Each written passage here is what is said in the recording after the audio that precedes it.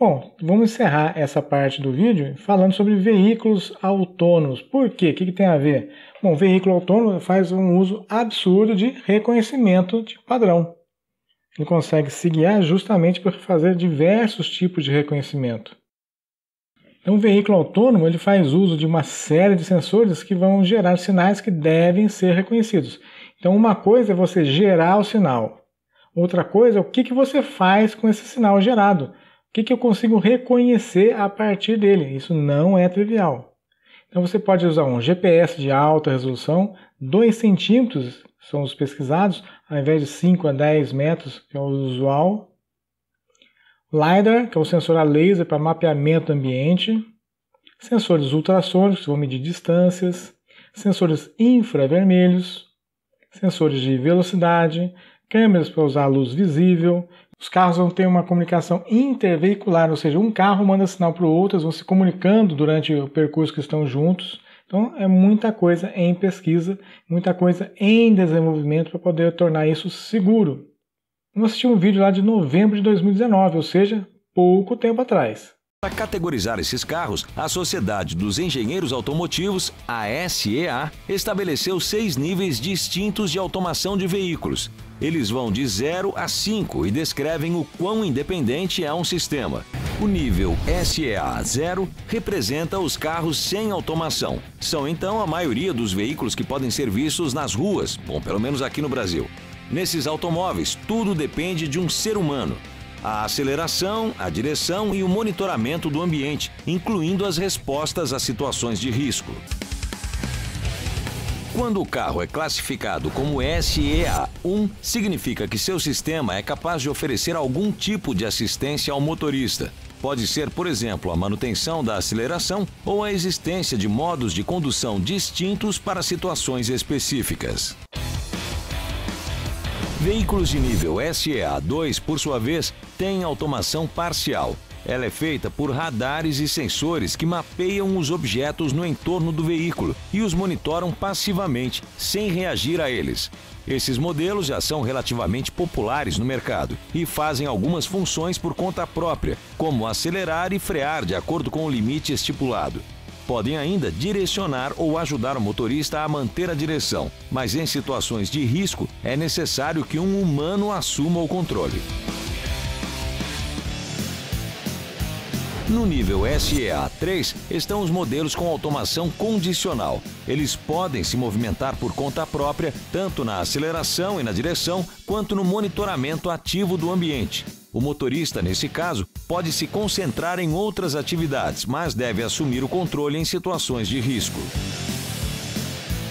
Um dos carros mais emblemáticos dessa categoria é o Autopilot da Tesla, que já frequenta as ruas americanas. O veículo é equipado com sensores especializados, como scanners a lasers, sensores ultrassônicos e sistemas de radar. Graças a essas características, consegue monitorar e reproduzir o ambiente ao seu redor para tomar decisões mais complexas. O nível SEA4 compreende os automóveis que permitem até que o motorista durma ao longo do trajeto. Isso porque praticamente todas as atividades são feitas por seu sistema autônomo. E isso inclui as habilidades reativas em situações de risco, mesmo que um humano não possa assumir o comando. Os sensores e as câmeras desses veículos são capazes de fornecer dados muito mais precisos. O sistema conta ainda com informações vindas dos serviços de navegação, o que permite definir rotas e manobras de condução. Para que tudo funcione, o carro precisa ter conectividade constante para se comunicar com outros veículos e com a infraestrutura. É necessária, então, uma rede de internet das coisas bem estabelecida. Quando um automóvel está na categoria SEA5, sua automação é completa, ou seja, tudo é feito por seu sistema autônomo. Nesse caso, não há necessidade de intervenção humana e há até sistemas que impedem que alguém atue. O motorista se torna então apenas um passageiro e pode dedicar todo o tempo que passa no carro a outras atividades. Para que essa opção esteja disponível, tanto os sensores quanto a conectividade devem ser naturais no dia a dia. Atualmente, em todo o mundo, inclusive no Brasil, temos automóveis de nível SEA2. Nos próximos 2 anos, eles devem atingir o nível 3, e é provável que em cerca de 5 anos já seja possível interagir de forma bastante orgânica com os carros autônomos. Bem interessante essa classificação, não é? Muito bem, os veículos autônomos então têm diversos tipos de sensores. O LiDAR, nesse exemplo aqui, são 5 sensores a laser de alta precisão com visão de 360 graus. Ou seja, enxerga todo o contorno muito mais que a gente mesmo consegue enxergar. E vão detectar tanto objetos fixos quanto móveis, medindo posição e distância em relação ao veículo. Outro sensor, as câmeras. Nesse exemplo, são 14 aparelhos que detectam espaços livres, cruzamentos, pedestres e ciclistas na via, além de fazer uma leitura dos sinais de trânsito, como luzes de semáforo e placas. Então observa, não basta ter só a câmera e ela fotografar a imagem. Vai ter que reconhecer na imagem o que é cada coisa. Se é o semáforo, se é o ciclista, se é um cachorro, se é uma faixa, se é uma placa. Então, ou seja, o processo é complicado. Radares articulados. São 3 dispositivos nesse exemplo que detectam os veículos em movimento a longa distância e permitem antecipar manobras como ultrapassagens. O que mais?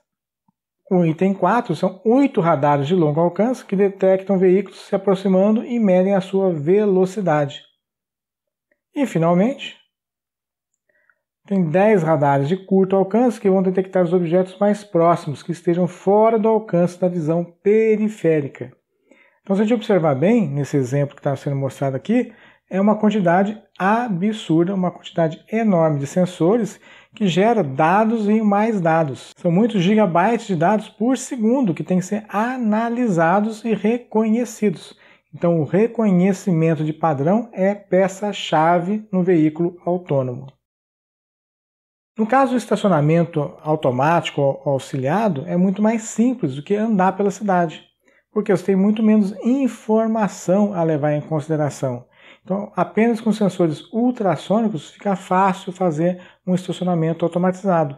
Agora, dirigir sozinho é um nível bem mais avançado. E você tem diversos obstáculos que vão se movimentando. Existe um primeiro nível onde provavelmente ir de uma cidade para outra vai ser automatizado, mas chegando na cidade você vai ser obrigado a dirigir o carro. Porque dentro da cidade o nível de complexidade, o nível de caos, vamos dizer assim, é muito maior que na rodovia. O trânsito em uma rodovia é muito mais organizado do que o trânsito na cidade. Aqui mais uma figura ilustrando variações que podem acontecer. Num dia você passa aquele local de um jeito, no outro dia tem uma obra cheia de cones desviando o tráfego naquele momento. Ou seja, não basta você ter um conhecimento do local. O local pode mudar de um dia para o outro. Vamos assistir agora um vídeo que vai mostrando os diversos processamentos que vão ocorrendo num veículo como esse. Detecção de carros e faixa, detecção de sinais, cálculo de distância. Aqui está bem slow motion, mostrando a imagem da câmera, só a região de interesse para o processamento, não é tudo que a câmera está captando. Porque ela tem uma perspectiva diferenciada aqui para poder facilitar o processamento de imagem. Então o processamento matemático da imagem reduziu aquele monte de pixels nessas informações em preto e branco. Fazendo algumas transformações, obtém essa informação em azul. Para chegar filtrado depois a esse resultado. Ou seja, é muita matemática aplicada na imagem para chegar no resultado final ali. A gente vê o resultado, marcando a faixa que ele está percorrendo, em verde, detectando o que são os veículos.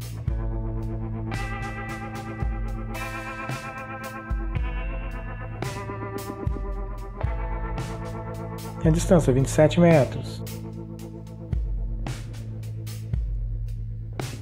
Detectou uma placa aí, está 5 metros. Outra plaquinha. Esse vídeo está em slow motion, depois vai passar um vídeo em velocidade normal para a gente ter uma noção da quantidade de cálculos que vão acontecendo por segundo. Vai detectar nas placas do lado direito.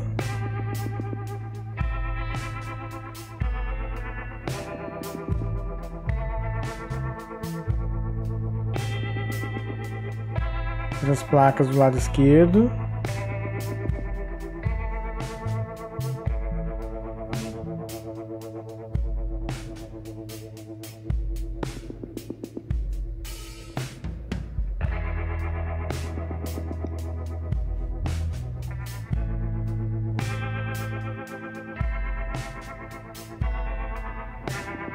E aqui velocidade normal de operação.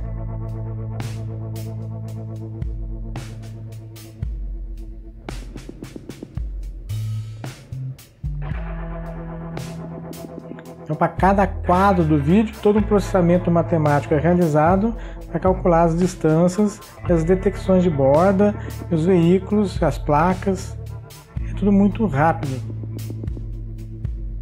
Isso então só se tornou possível com o aumento do processamento dos microprocessadores.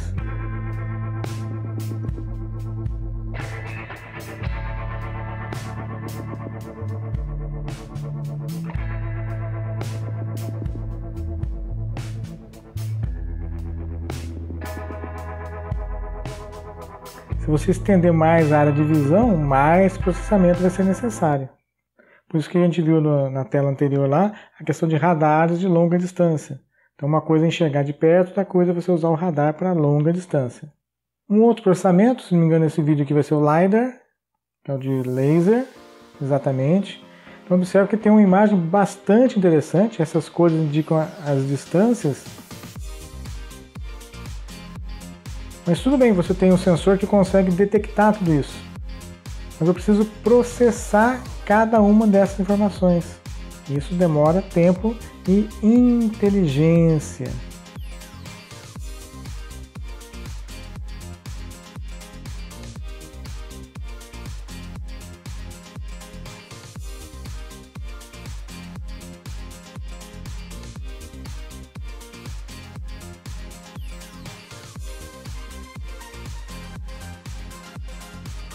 Imagem meio psicodélica, né? Muito bacana.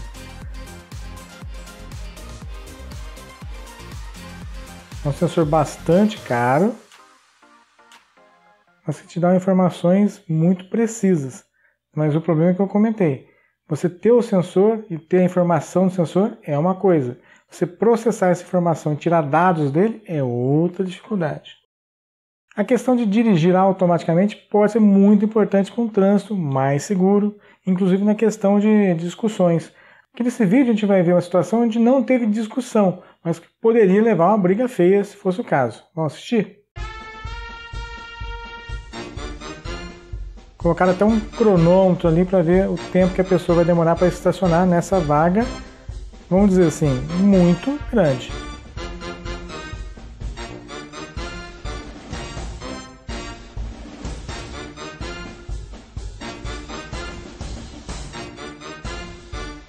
A gente vê que o vídeo está acelerado, já são mais de 3 minutos e 26.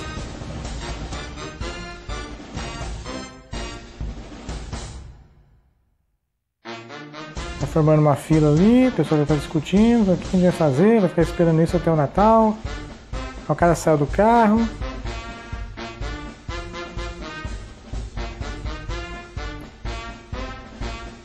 E era uma mulher. A brincadeira do vídeo, que era realmente assim, mulher dirigindo, não que isso seja uma regra, mas nesse caso, olha, foi uma facilidade absurda para estacionar.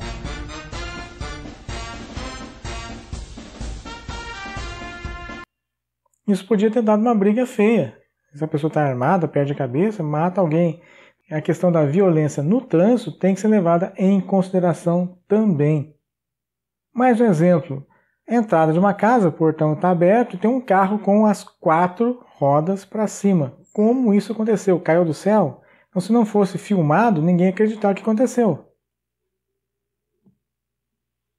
Abriu o portão, o carro estava praticamente parado. Então, tem uma dificuldade para andar ali, mas está assim, qual que é a velocidade que ele está?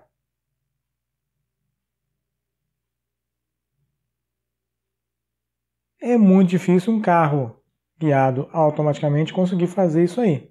Lógico, um acidente sem gravidade, mas tem que tomar cuidado, né?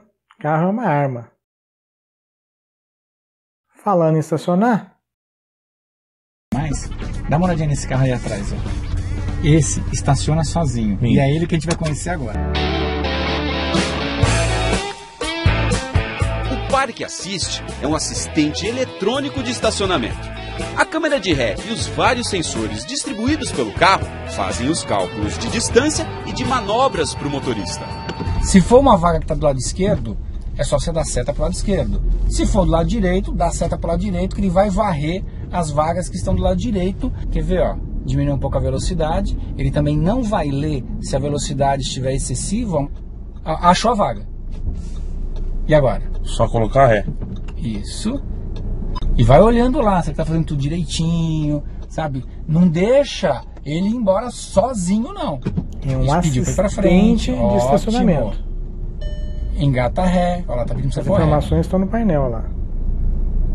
Agora, pode soltar, pode soltar. Isso. Ó. Ele lê a guia lá, ó. Pode ir. Ele vai endireitar, pode ficar tranquilo. Acredita, cara? Acelera. Ele não chegou lá ainda. Vai embora. Ele, não precisa pôr a mão, não. Mas tem que usar aí, ele faz sozinho.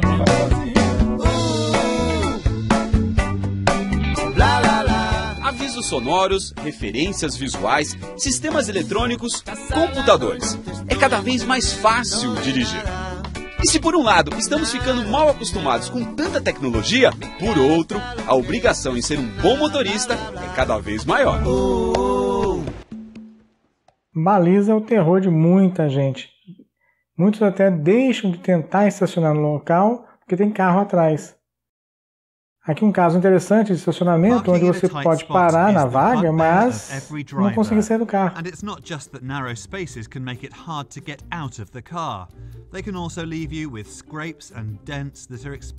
você tiver um estacionamento automático, você pode ficar fora do carro.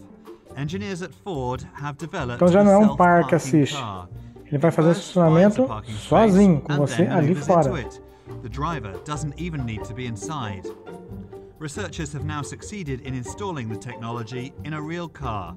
The next step is to make it available to drivers. Isso traz umas vantagens bastante grandes em questão de quantidade de carro que você consegue colocar no estacionamento. Se todos os carros tiverem isso, o espaço pode ser bem diminuído. A driving maneuver that they're going to have to do frequently in their lives.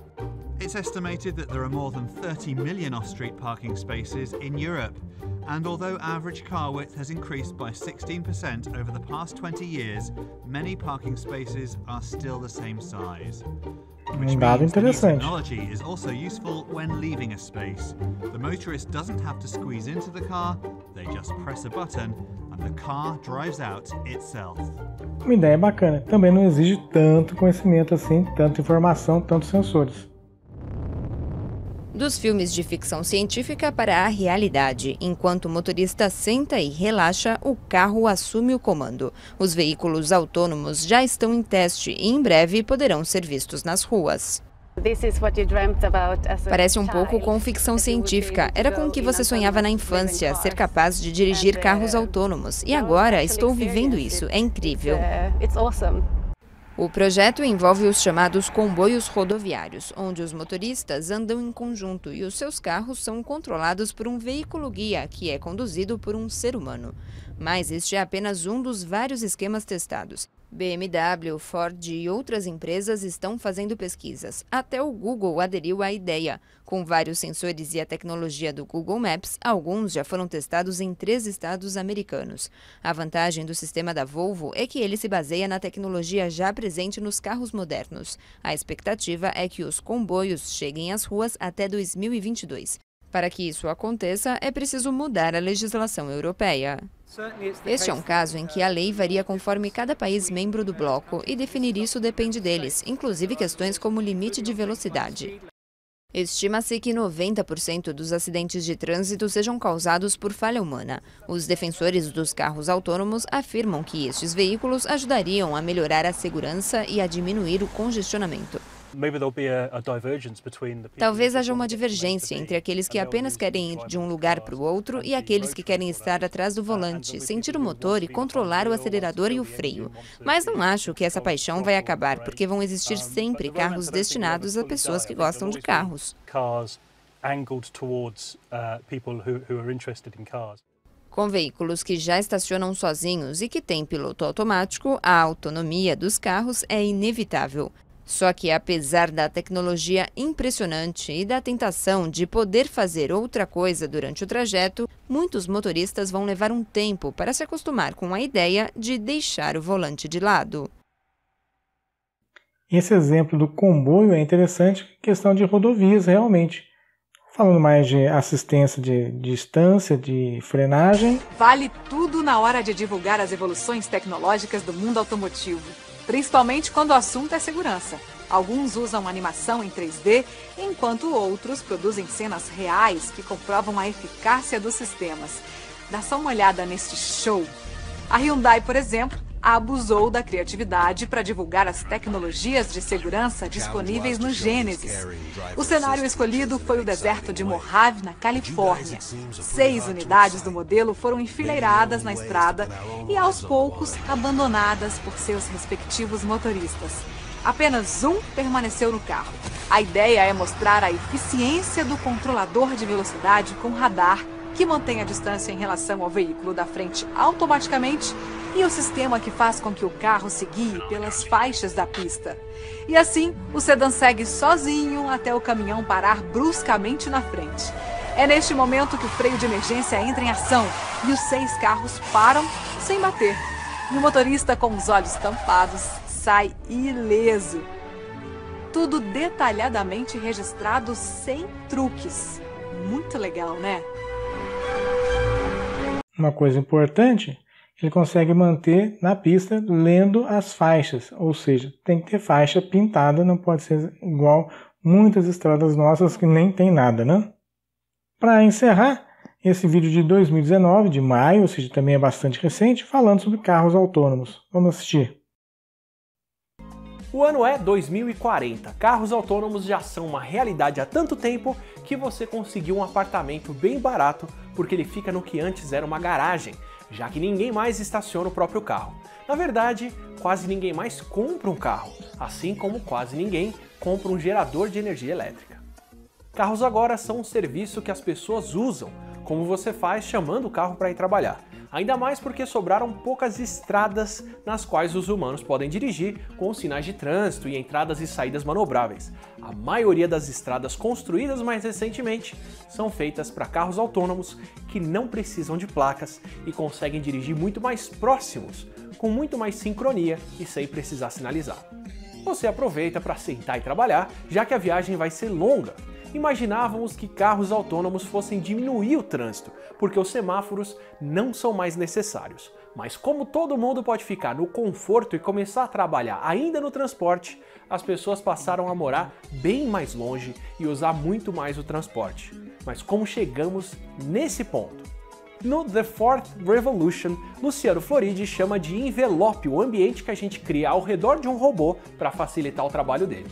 Ao invés da gente ter uma Rose lavando a louça, colocamos ela dentro de uma caixa, a lava-louça, que envelopa todo o mecanismo de lavagem e você coloca os pratos lá. A maneira mais simples de termos um carro autônomo seria envelopar as vias por onde ele roda, como um monotrilho ou um metrô, para garantir que nada de complexo vai acontecer. Mas refazer as estradas ou encher as atuais com trilhos e sensores torna isso inviável, pelo menos a curto prazo. Então, ao invés da gente envelopar as estradas para convertê-las para os carros, como a gente fez com os elevadores, vamos começar convertendo os carros para rodar nas estradas que a gente já tem, com tecnologias que já temos, como GPS e mapas bem mais detalhados, câmeras e leitores tridimensionais e, claro, muita computação. É bem fácil de ver a diferença que a computação fez nos carros autônomos com a corrida de carros robóticos, o Grand Challenge, promovido pela DARPA. Em 2004, eles criaram uma corrida no deserto de Mojave, valendo $1 milhão para o carro autônomo que completasse a rota de 240 km mais rápido. Os competidores recebiam as coordenadas de GPS do trajeto 2 horas antes da corrida, mas não era só uma questão de seguir despreocupado. com obstáculos como pedras e cercas, os times tinham que traçar a estratégia que o carro ia seguir sozinho depois. No começo, os times usavam algoritmos de minimização de caminhos, como o algoritmo de Dijkstra, e quem chegou mais longe foi o carro do Red Team, que dirigiu pouco menos de 12 km antes de bater e continuar com a roda girando até o pneu pegar fogo. Isso depois dele já ter batido em poste e arrancar pelo menos um deles no caminho, o que não é bem como se espera que um carro autônomo circule por aí. No ano seguinte, dobraram o prêmio e, apesar de mais de 100 curvas e 3 túneis, 5 times conseguiram completar o percurso. O segredo do time ganhador para tanto sucesso e tanto avanço: módulos para quebrar e negociar a informação que o carro recebe e aprendizado computacional para treinar o computador para reconhecer o que é estrada, o que não é e o que são os obstáculos. Aproveitando o sucesso, o desafio seguinte em 2007 foi urbano, em um trajeto com outros motoristas circulando e leis de trânsito que precisavam ser obedecidas. Nesse ambiente bem mais complexo, os times ganhadores consolidaram o esquema de programação que controla vários outros tipos de robôs até hoje, dividido em 3 camadas. A camada mais de baixo é a camada controladora, onde ficam os módulos que controlam aceleração, freio, direção e por aí vai. Quem diz o que essa camada precisa fazer é a camada seguinte, a camada sequenciadora, que produz as sequências de comandos que a controladora precisa fazer, como freia, seta para a esquerda e vira a direção para a esquerda. Essa é a camada que tem que levar em conta quando o ambiente muda para alterar a ordem dos comandos, como reconhecer pelos sensores que tem um carro vindo na rua e aumentar o tempo parado para esperar o carro vindo dar passagem. E no topo fica a camada deliberadora, que planeja rotas e estratégias e confere se o plano principal continua sendo executado, mesmo quando o carro precisou, por exemplo, desviar do caminho por causa de um obstáculo ou falhas aconteceram. Ainda não temos carros totalmente autônomos que rodam sozinhos, sem precisar de um motorista em caso de emergência. E a Sociedade de Engenheiros Automotivos, a SAE Internacional, criou 6 níveis de autonomia de 0 a 5 para poder classificar como eles são capazes de operar, um Tier 0 de carros autônomos. No nível 0 estão os carros sem automação nenhuma, que podem até ter sistemas que avisam de troca de faixa ou de freada, mas quem precisa fazer qualquer ação é a motorista. No nível 1 de automação estão os carros com direção assistida, o Cruise Control, que segue o carro da frente ou assiste o estacionamento com aceleração da motorista. Eles têm alguma autonomia de vez em quando, mas ainda é a motorista quem controla. No nível 2, o carro já toma mais decisões até de quando frear ou acelerar e pode dirigir a maior parte do tempo, mas a motorista ainda tem que manter as mãos no volante e os olhos na pista o tempo todo. É o nível onde estão os Teslas mais equipados atualmente. Carros com autonomia de nível 3 não precisariam que você fique de olho na estrada o tempo todo e daria para ver um filme enquanto você dirige, mas a motorista ainda tem que estar disponível para assumir a direção em caso de emergência. Já no nível 4 dá para tirar o olho da estrada e até as mãos do volante ou pular para o banco de trás para dormir, e se a motorista não puder dirigir, o carro tem que ser capaz de encostar ou estacionar para parar a viagem em caso de emergência. No último nível, o nível 5, temos os carros de Eu, Robô, onde a autonomia é total e o volante é opcional. O que temos hoje ainda são veículos semi-autônomos, com no máximo uma autonomia entre 2 e 3 que usam uma combinação de radar a laser, o LiDAR, que emite luz e faz um mapa tridimensional do ambiente ao redor, ou câmeras de vídeo com um computador para processamento de imagens. Em um extremo estão os carros com LiDAR, um radar capaz de ler o mundo ao redor com centímetros de resolução, o suficiente para reconhecer as pernas de pedestres, mas é um radar que custa até mais do que o carro que está embaixo. E no outro extremo estão os carros como os Teslas, que não têm LiDAR nenhum e usam dados de direção de motoristas e o processamento de imagens para poder treinar os programas que dirigem do mesmo jeito que o nosso cérebro faz, o que demanda um poder de computação absurdo, ainda mais em condições de chuva ou neve. São carros que já conseguem rodar bem na estrada e até prevêem batidas antes dos envolvidos frearem, mas que ainda podem sofrer na cidade, já que ciclistas, pedestres e outros carros cruzando tornam o desafio muito mais complexo. Situações mais incertas e raras ainda são o maior desafio, especialmente porque não existe ainda nenhum carro autônomo que consegue entender que alguém bêbado ou que está olhando para o celular está mais distraído e tem menos chances de ver você passando. Por isso, ainda se fala tanto em autonomia na estrada e tão pouco de autonomia na cidade. É bem mais provável que muitos caminhoneiros percam o emprego antes de um carro sem motorista poder pegar você para o trabalho todo dia. Bom, o que fica claro é o seguinte: Quanto mais automação os carros tiverem, mais seguro o trânsito vai ser. Porque a nossa grande inteligência humana faz muita burrada no trânsito. Bem, moçada, demos uma olhada no reconhecimento de padrões, que é uma área extremamente importante e difícil da inteligência artificial. Até mais!